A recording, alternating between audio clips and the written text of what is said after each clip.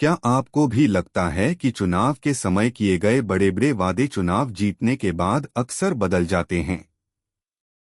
क्या सचमुच हर वादा पूरा हुआ या कुछ वादे आज भी अधूरे हैं? आज की इस वीडियो में हम किसी पार्टी का प्रचार नहीं करेंगे और न ही किसी का अंधा विरोध करेंगे। हम सिर्फ तथ्यों, सरकारी घोषणाओं और ज़मीनी हकीकत के आधार पर बात करेंगे। हम एक एक करके उन बड़े वादों को देखेंगे जिन पर करोड़ों लोगों ने भरोसा किया था, जैसे हर साल 2 करोड़ रोजगार, किसानों की आय दोगुनी करना, काला धन वापस लाना, smart city, bullet train, Ganga की सफाई और कई अन्य महत्वपूर्ण वादे। इस वीडियो के अंत तक आप खुद तय करेंगे कि कौन सा वादा पूरा हुआ, कौन सा आंशिक रूप से पूरा हुआ और कौन सा अभी भी अधूरा है। इसलिए वीडियो को आखिर तक जरूर देखिए, क्योंकि कई ऐसे तथ्य सामने आएंगे जिनके बारे में शायद आपने पहले कभी विस्तार से नहीं सुना होगा। साल 2014 का लोकसभा चुनाव भारतीय राजनीति का एक ऐतिहासिक मोड़ था। देश में भ्रष्टाचार, महंगाई और बेरोजगारी जैसे मुद्दों को लेकर लोगों में नाराजगी थी। इसी माहौल में भारतीय जनता पार्टी ने नरेंद्र मोदी के नेतृत्व में कई बड़े वादे किए। इन वादों ने करोड़ों लोगों में उम्मीद जगाई और भाजपा को ऐतिहासिक बहुमत मिला। लेकिन सवाल यह है कि एक दशक से अधिक समय बाद उन वादों की स्थिति क्या है। आइए एक एक करके समझते हैं। हर साल 2 करोड़ रोजगार का वादा। 2014 के चुनाव अभियान के दौरान यह बात व्यापक रूप से चर्चा में रही कि देश में बड़े पैमाने पर रोजगार के अवसर पैदा किए जाएंगे। समर्थकों का तर्क है कि startup, digital India, make in India, सड़क निर्माण और इंफ्रास्ट्रक्चर परियोजनाओं से लाखों नौकरियां बनी। दूसरी ओर आलोचकों का कहना है कि नियमित और गुणवत्तापूर्ण रोजगार की गति उम्मीद से कम रही और बेरोजगारी लंबे समय तक एक बड़ी चिंता बनी रही। यानी इस वादे को लेकर आज भी बहस जारी है। सरकार रोजगार सृजन के कई आंकड़े पेश करती है, जबकि विपक्ष और कई अर्थशास्त्री रोजगार की गुणवत्ता और संख्या पर सवाल उठाते हैं। 2 विदेशों से काला धन वापस लाने का मुद्दा। 2014 के चुनाव में काले धन का मुद्दा सबसे चर्चित विषयों में से एक था। लोगों को उम्मीद थी कि विदेशों में जमा अवैध धन के खिलाफ सख्त कार्रवाई होगी। सरकार ने बाद में काला धन कानून बनाया, बेनामी संपत्ति के खिलाफ कार्रवाई तेज की और टैक्स व्यवस्था में कई बदलाव किए। लेकिन आम जनता की वह उम्मीद कि विदेशों से बहुत बड़ी मात्रा में धन वापस आएगा और उसका सीधा लाभ मिलेगा, वैसी पूरी होती दिखाई नहीं दी। इसलिए आलोचक इसे अधूरा वादा मानते हैं, जबकि सरकार कहती है कि उसने व्यवस्था सुधारने और अवैध संपत्ति पर कार्रवाई करने के लिए कई ठोस कदम उठाए। 3 किसानों की आय दोगुनी करने का लक्ष्य। सरकार ने वर्ष 2022 तक किसानों की आय दोगुनी करने का लक्ष्य रखा था। इसके लिए प्रधानमंत्री किसान सम्मान निधि, सिंचाई योजनाएं, फसल बीमा योजना और कृषि क्षेत्र में कई पहल शुरू की गईं। लेकिन कई कृषि विशेषज्ञों का कहना है कि सभी किसानों की आय वास्तव में दोगुनी नहीं हो सकी। अलग अलग राज्यों और फसलों के अनुसार स्थिति अलग रही। कुछ किसानों को योजनाओं का लाभ मिला, जबकि कई किसानों ने लागत बढ़ने और बाजार संबंधी समस्याओं की शिकायत की। यानी प्रयास हुए, लेकिन लक्ष्य पूरी तरह हासिल हुआ या नहीं, इस पर आज भी अलग अलग मत हैं। 4 मेक इन इंडिया।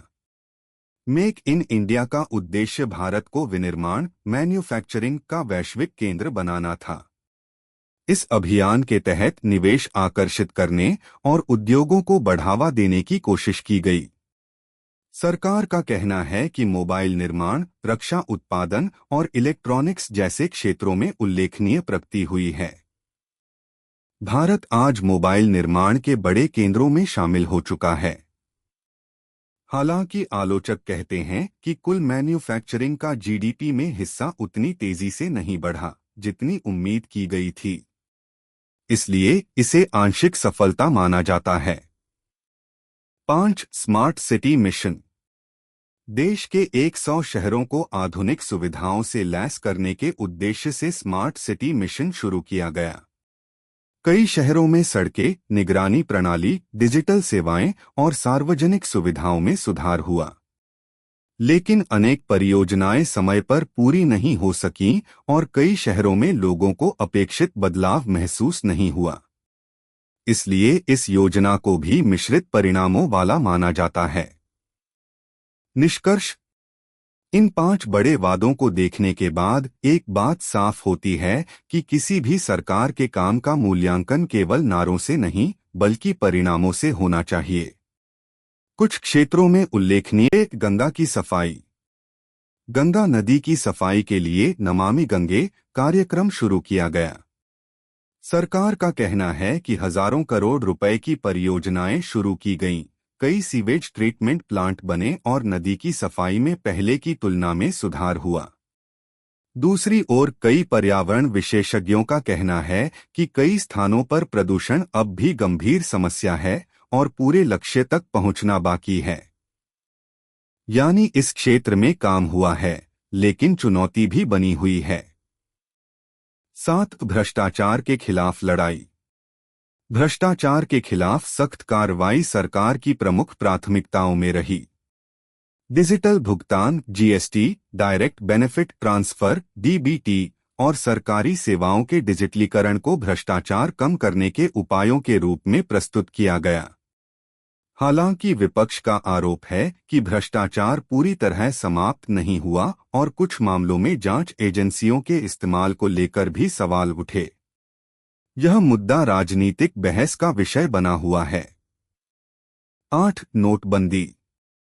8 नवंबर 2016 को 500 रुपए और 1000 रुपए के पुराने नोट बंद करने का फैसला लिया गया।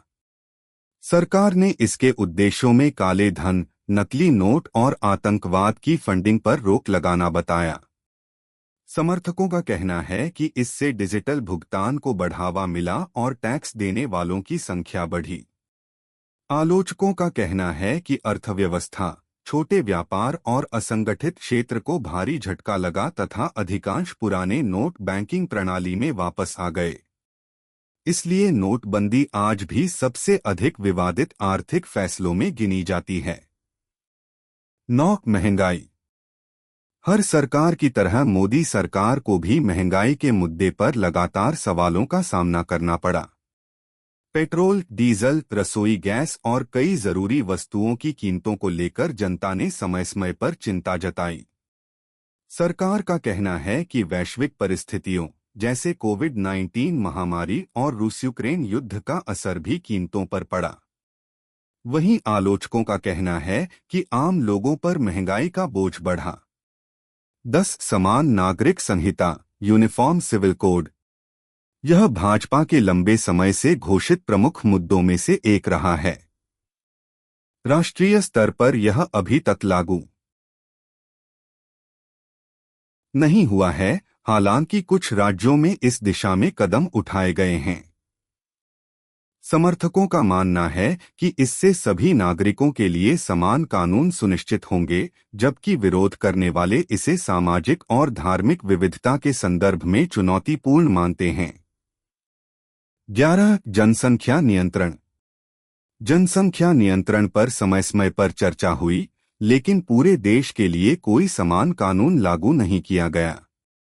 कुछ राज्यों ने अपनी अपनी नीतियों पर विचार किया या कदम उठाए, पर राष्ट्रीय स्तर पर स्थिति अलग रही। 12. राम मंदिर। अयोध्या में राम मंदिर भाजपा के सबसे पुराने राजनीतिक मुद्दों में से एक था। सर्वोच्च न्यायालय के 2019 के फैसले के बाद मंदिर निर्माण का मार्ग प्रशस्त हुआ और जनवरी 2024 में राम मंदिर के प्रथम चरण का उद्घाटन हुआ। इस मुद्दे पर समर्थक इसे एक बड़ा चुनावी वादा पूरा होना मानते हैं, जबकि आलोचक इसे न्यायालय के फैसले और लंबे कानूनी विवाद के संदर्भ में देखते हैं।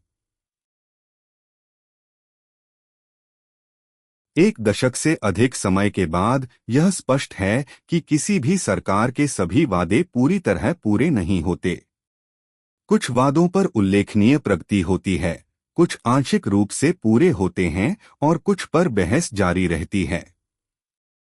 लोकतंत्र में नागरिकों की सबसे बड़ी ताकत यही है कि वे सरकार के काम का मूल्यांकन तथ्यों, आंकड़ों और वास्तविक परिणामों के आधार पर करें।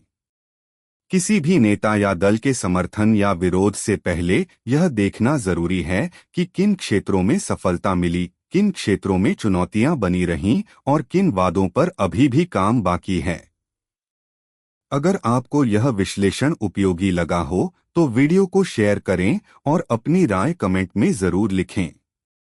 लेकिन याद रखिए, लोकतंत्र की सबसे बड़ी ताकत जानकारी, सवाल और जागरूक नागरिक होते हैं।